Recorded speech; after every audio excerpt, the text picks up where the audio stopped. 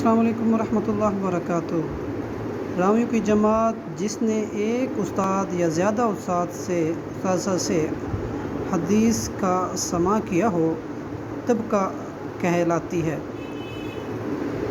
Number 1، مشہور وہ حدیث جس کے راویوں کی تعداد ہر طبقے میں 2 سے زیادہ ہو مگر یکساں نہ ہو، مثلا کسی طبقے میں 3، کسی میں 4 اور کسی میں 5 راوی اسے بیان کرتے ہوں۔ مستفیض وہ حدیث ہے جس کے راوی ہر طبقے میں 2 سے زیادہ اور یکساں تعداد میں ہوں، یا سند کی اول اور آخر میں ان کی تعداد یکساں ہو۔ عضیض وہ حدیث جس کے راوی کسی طبقے میں صرف 2 ہوں۔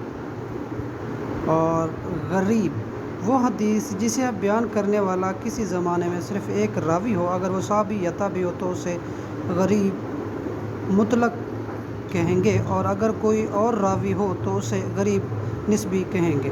السلام علیکم ورحمۃ اللہ وبرکاتہ۔